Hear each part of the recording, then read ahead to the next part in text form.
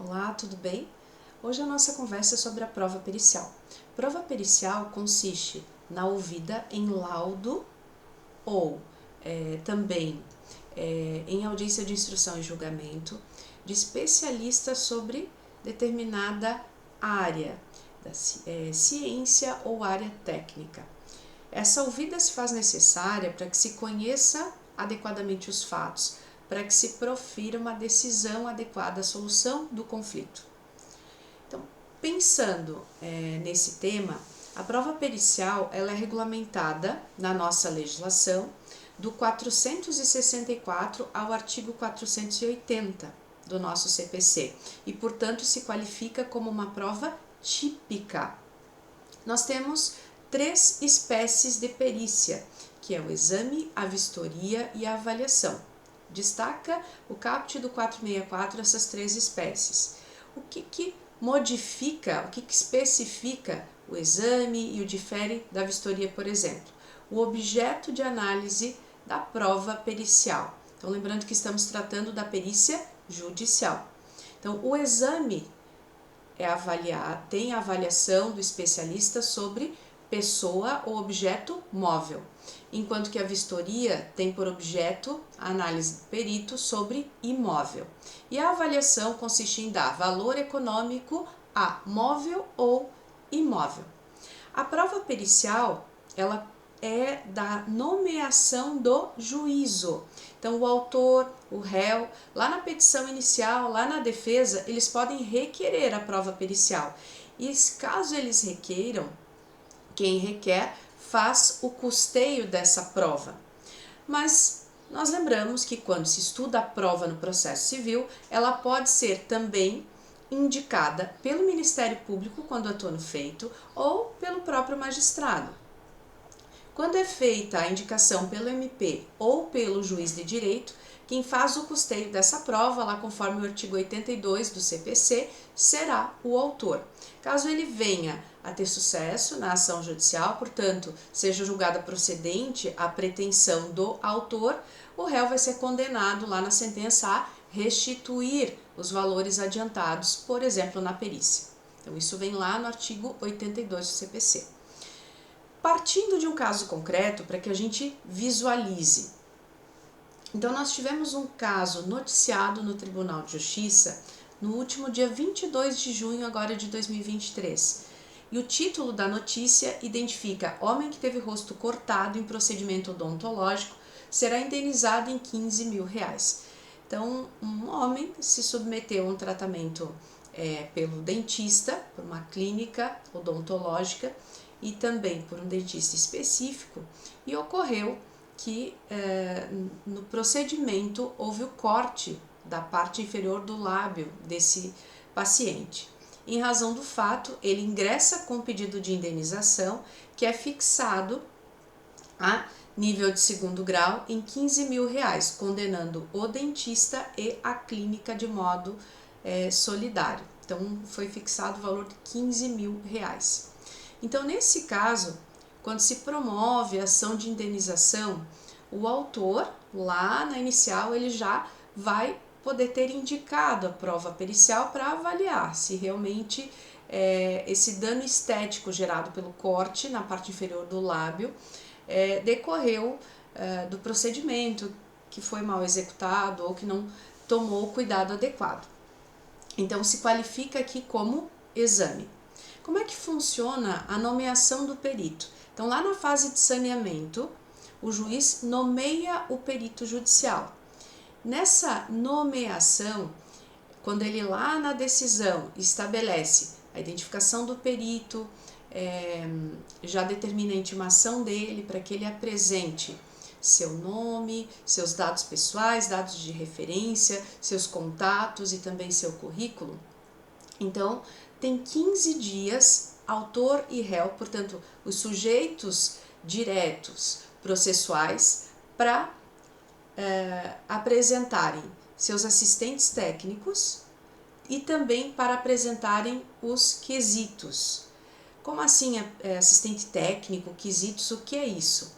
Então, assistente técnico é alguém da mesma área específica do perito judicial, só que o perito judicial ele é imparcial, porque ele é nomeado pelo juízo, enquanto que os assistentes técnicos, eles são contratados pelas partes e, portanto, eles são parciais. O assistente técnico contratado pelo autor vai defender os interesses do autor, do mesmo modo, o assistente técnico do réu. Nesse caso do odontólogo que foi condenado ali junto com a clínica, o que ocorre? Então, se o autor quiser contratar um outro dentista, um outro odontólogo da confiança dele, para acompanhar o perito, que também será da área da odontologia, quanto à análise de exames, a análise do paciente. Então, ele vai acompanhar o assistente técnico todo o trabalho do perito. Assim também o réu. Então, nesse caso, o próprio réu é o odontólogo. Então, ele tem imunos, tem conhecimento para fazer o acompanhamento, ok? Mas se não fosse algo, se não fosse esse caso que a gente está estudando juntos aqui, mas se fosse um leigo, né, que tivesse gerado algum problema e aí precisasse do conhecimento técnico, científico de um profissional, ele também poderia ter contratado assistente técnico. Então, no prazo de 15 dias, conforme lá no 465 do Código de Processo Civil, as partes vão indicar seus assistentes técnicos, se assim quiserem, e já arrolar os quesitos. Quesitos são perguntas direcionadas ao perito judicial com o objetivo de melhor esclarecer os fatos que compõem a lide ou litígio. Nesse mesmo prazo de 15 dias, autor e réu poderão alegar o impedimento ou suspeição do perito.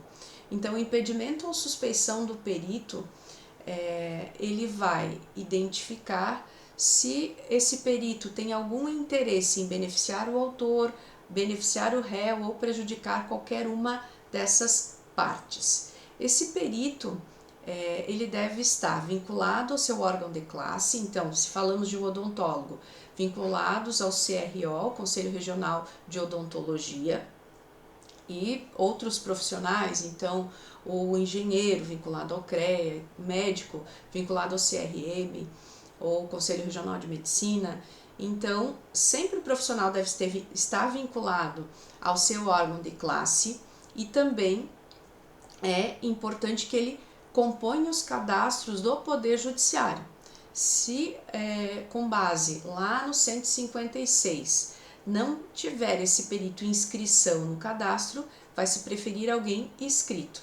Só nas cidades onde não exista nenhum perito da área inscrito é que será feita a indicação de alguém não vinculado nos cadastros, como especifica 156 do CPC.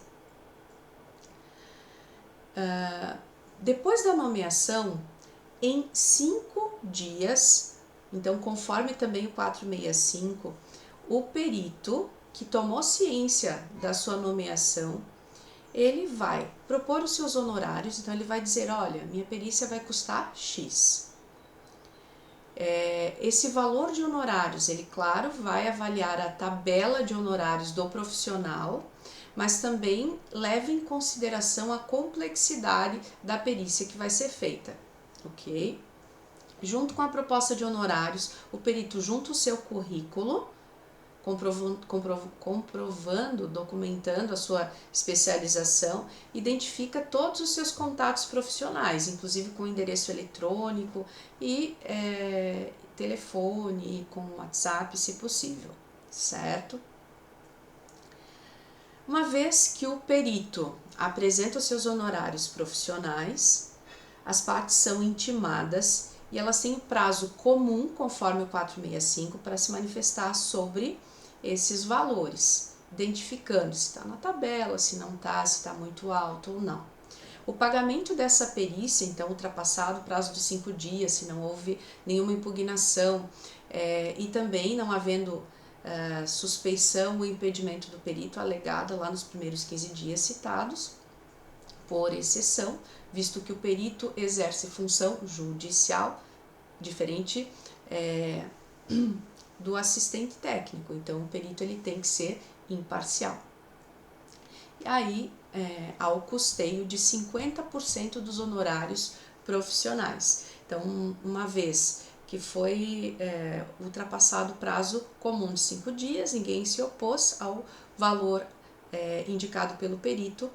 Na sequência, já o perito inicia o seu trabalho, mas antes o autor, se foi ele que indicou, ou se foi indicado pelo Ministério Público, ou pelo oficial de justiça, pelo Ministério Público, ou pelo juiz de direito, automaticamente o autor vai ficar responsável por depositar esses 50% dos honorários, ok?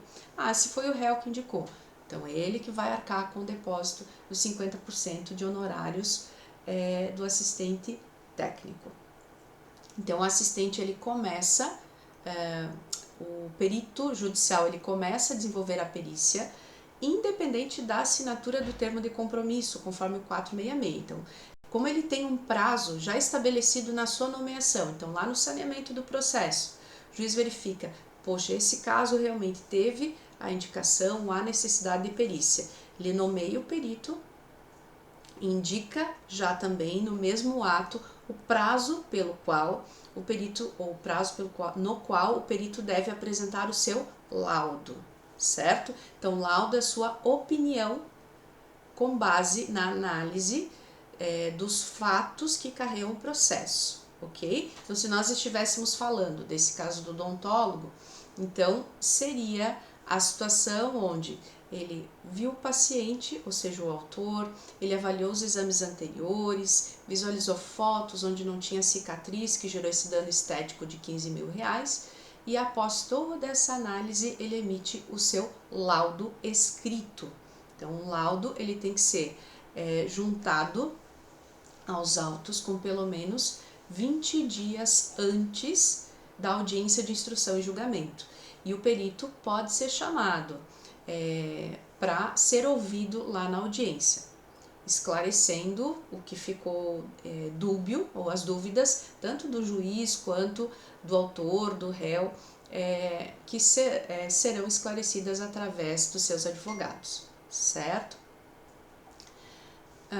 A possibilidade também, conforme o 468, de haver a substituição do perito. 468 identifica que vai acontecer quando falta conhecimento técnico ou científico para o perito formalizar uma opinião, uma análise adequada àquele caso. Então, se nós falássemos de um odontólogo de uma especialidade da odontologia, como por exemplo, bucomaxilofacial, que trabalha a reestruturação da parte óssea, do rosto, enfim, parte de restauração envolvendo um acidente. Então, ele tem uma especialidade bem determinada. Um cirurgião dentista que não tenha essa expertise, esse conhecimento, ele não vai conseguir emitir o laudo adequadamente. Então, se ficar demonstrado nos autos, se averiguar que o odontólogo nomeado como perito não tem esse conhecimento técnico necessário, então pode ser feita a substituição com base no inciso 1º do 468. E com base no inciso 2º, sem motivo legítimo, não houver a entrega do laudo no prazo estabelecido pelo juiz. Então, também é importante frisar que as perguntas que nós chamamos de quesitos podem ser acrescidas de outras suplementares. Então, é legal que as partes, conforme o 469, apresentem quesitos suplementares durante a diligência, ou seja, durante o tempo em que o perito está fazendo a análise do caso concreto. Inclusive, esses quesitos poderão ser levados a questionamento na própria audiência de instrução e julgamento. É importante também que o perito, se nós não estivéssemos falando de um exame como esse do odontólogo, mas até nesse caso, então, é feita a avaliação do paciente. Então, o perito vai dizer, olha, lá no dia, por exemplo, 23 de junho de 2023, às 14 horas, será feita a avaliação, o exame do paciente. Então, ele tem que deixar isso informado no processo para que os assistentes técnicos contratados pelas partes também possam acompanhar. E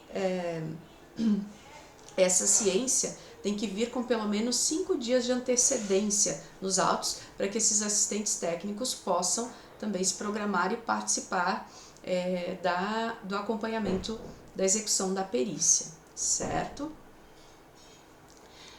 Em casos, por exemplo, como de imóveis, então onde se avalia se há um defeito estrutural no prédio, numa casa que foi construída, nós estamos diante de uma vistoria. Então, do mesmo jeito, terá o profissional que indicar a data em que vai acontecer a perícia para que os assistentes técnicos possam acompanhá-la. Em algumas situações, podem ser nomeados vários peritos, mais de um perito. Então, situações como, por exemplo, o desastre que ocorreu há algum tempo lá em Brumadinho. Então, a análise da usina que fez o derrame da lama, que acabou estragando, danificando patrimônio e vidas. Então, a análise não vai ser feita só por um engenheiro que tem o conhecimento adequado envolvendo a usina hidrelétrica, como naquele caso. Então, são engenheiros, ambientalistas. Então, temos várias pessoas que podem ser nomeadas nesse caso para que compartilhem o seu conhecimento na análise do fato, se houve responsabilização da usina ou não. Então, o perito, como a gente citou, ele tem que entregar com antecedência de 20 dias da audiência de instrução e julgamento, pelo menos, o seu laudo, certo? E esse prazo, o juízo pode ser consultado, na realidade o perito pode requerer a prorrogação desse prazo, e claro, o adiamento da audiência para posteriori, para que seja complementada alguma informação que ainda não se conseguiu apurar, ok? O que precisa constar com base no 473 no laudo? O objeto do que está sendo avaliado, então se é a pessoa, se é o motor de um automóvel, se é um imóvel, qual foi a análise técnica ou científica, o método e quais foram as conclusões do perito lá no seu laudo e a seguir a resposta aos quesitos do autor, do réu e do próprio judiciário. Lembrando que a perícia ela não tem um valor maior que as outras provas. Nós não temos pré-tarifação de provas no Brasil. Então, o juízo vai dar, com base no 479, o valor da prova conforme o conjunto das outras provas carreadas nos autos. Com base no 480, também é possível que o juízo designe nova perícia. E é claro que é uma exceção, não é regra. Então, com base no 480, o juiz pode determinar de ofício a requerimento da parte a realização de nova perícia quando a matéria não estiver esclarecida adequadamente. Então, a segunda perícia tem por objeto os mesmos fatos sobre os quais recaiu a primeira e destina-se a corrigir eventual omissão ou inexatidão de resultados, certo? Então, a segunda perícia, ela não substitui a primeira, apenas ela acrescenta novas informações.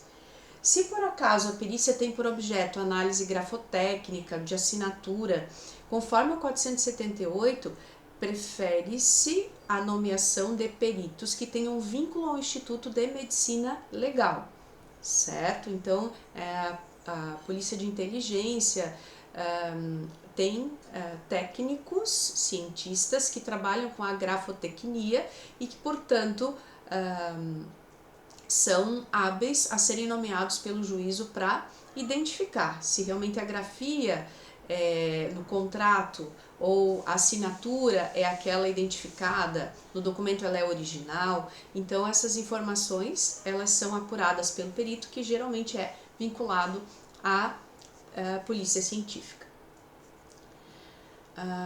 Também é possível, conforme o 464, que a perícia, que geralmente é onerosa, ela é cara, tanto no aspecto de custo quanto no aspecto de tempo, seja substituída pela prova técnica simplificada. Então ela se propõe à solução de questões menos complexas. Qual é a diferença da prova técnica simplificada para a perícia? Então, na perícia judicial, o perito avalia aquele caso específico, aquele caso concreto, enquanto que na prova técnica simplificada, o profissional que é consultado em audiência, ele é ouvido apenas envolvendo conhecimentos gerais sobre a área. Então, se nós falássemos desse caso do odontólogo, publicado ali no TJ, condenado junto com a clínica à indenização por dano estético em R$15.000, se eles substituíssem a perícia pela prova técnica simplificada, um odontólogo seria chamado lá na audiência de instrução e julgamento. Ele não teria feito o exame no paciente, que é o autor, mas ele ouviria: olha, nesse procedimento é usual forçar a broca? Existe algum risco efetivo? Como é que funciona esse tipo de procedimento? Então, é ouvido o profissional num âmbito mais genérico. Então, pessoal, falamos hoje sobre a prova típica, identificada como prova pericial. Mande suas dúvidas e nos vemos no próximo vídeo. Um abraço!